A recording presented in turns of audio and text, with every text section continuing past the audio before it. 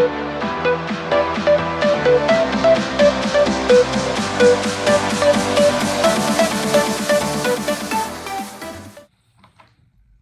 and welcome back to Head Teacher to Ironman. This week we are focusing on the fundraising targets and talking about how to generate more donations.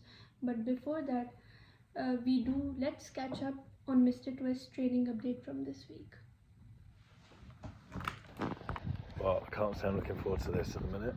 I'm on the bike, but I'm not entirely sure of the route either.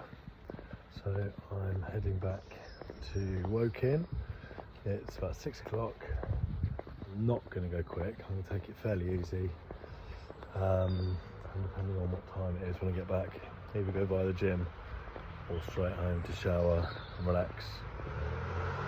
It's certainly one of those things where the longer you think about it, it doesn't get any easier. So the next time you see me, I've driven from Shepherd's Bush to Woking in a bit. Boom.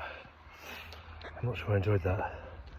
I'm here, hour and 45, average just over 26 kilometres an hour, which again, first half through Shepherd's Bush, Hammersmith, all the traffic, and then out onto, where do we go, Sunbury, Chertsey, and then the Woking Road up to home. Rough start today, but I'm at the station, just about to get on the train to London, comes off at Waterloo, and then about 25 minutes I'll pull through Hyde Park and about Portobello Road to work. A coffee, a banana for the journey, and it'll be a much easier journey than yesterday. Tough get up, but should be at work before 8. Open morning this morning, and then normal day at work in a bit.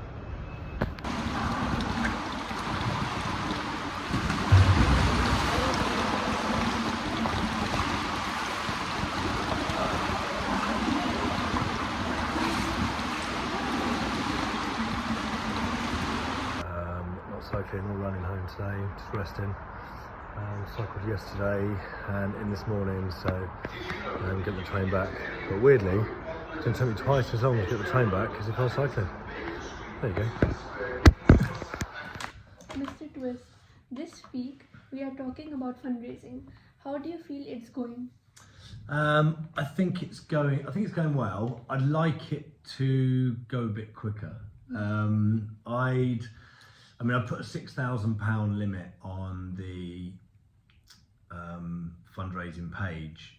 Secretly, I'd really like 10,000. I think for the smaller organisations, I think that would split down into a pot where they could do something with.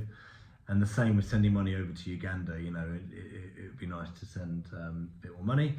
But it's hard. It's hard to keep that initial momentum and build. And I think there's different strategies that different people use to do that, you know, and you can see how some fundraising, when it really takes off, can really take off, and others at the minute it's still quite localized within immediate family, friends, immediate network, rather than it going to that kind of next stage and beyond.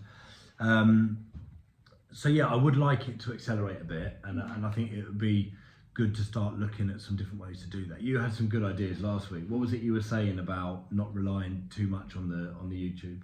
So we were just talking about me and my mom, and we had a discussion about like we can maybe do some like parents evening stuff, and we can call in parents and we can get donations through them as well, and you can explain your project and more, and we can maybe record it in a video as well, something to like make sure that we are having more donations and it's helping more people, because not many people know about YouTube at the moment, so it's a bit down at the moment. But if we keep going and keep accelerating, then of course we're gonna be more great at getting more. Yeah, I think you're right to get awareness out, not rely on the YouTube to do the work for us.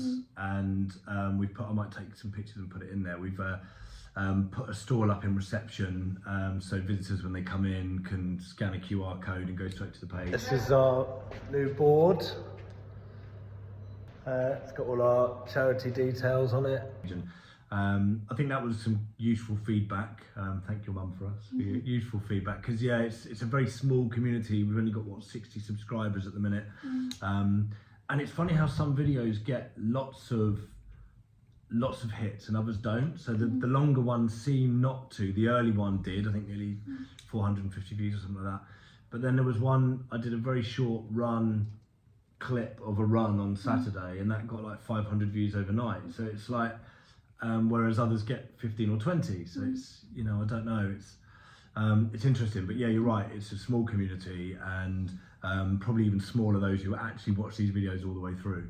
So it's how do we get that word out and keep doing that. So I think that's a good idea, and we will do some stalls, and we will go out and at events have some different types of fundraising avenues to channel people to the page to give a few quid. But yeah, it would be nice to grow it, and it would be nice to do that without people feeling pressured to give. You know, I think that's the other side of it as well, isn't it? That, you know, some friends and family will feel pressured to give because they're seeing the messages a lot, and I don't want people to feel pressured to give. You know, I only want people that can afford to give a few quid to give a few quid. So it's a difficult balance between saying put your money in your pocket and chuck it up, and actually saying to people, look, just give what you can afford. But if everyone that could afford to give a few quid gave a few quid, we'd smash our targets, you know, and I think that's how do we capture them. But yeah, it was a useful conversation we had last week to look at different ways, and yeah, I'm sure that will start to pick up and add more donations. How do you think people can support our fundraising efforts? I think the person that comes to mind actually is Mary. Mary will be mortally embarrassed by me mentioning her, Miss McHugh.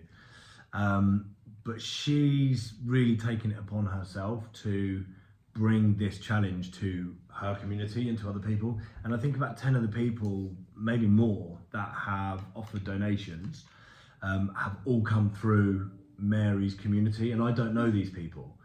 And thank you so much for all your support.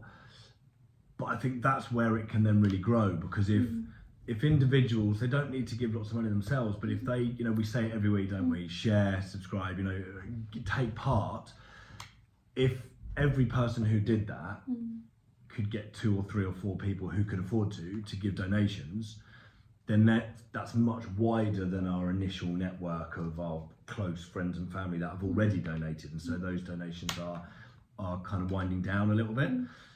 So I think the key has got to be for 4 or 5 people, Emma, Matt, you know who you are, like, you know, to actually bring to the next step of their own groups beyond my immediate circle, and get a few of them to kind of, you know, chuck a few quid up and say, look, it's a big change, they're a great community, they're great charities, they're great organisations.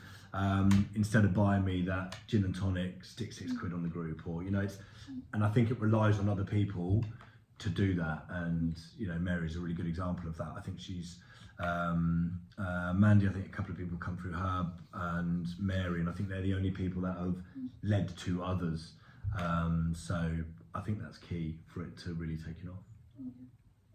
Thank you once again for watching Head Teacher to Ironman. Please remember to like, subscribe and share this video. And most importantly, click on the link in the comments below to support our worthy organizations and all the amazing work they are doing. See you next week. Goodbye. Bye-bye.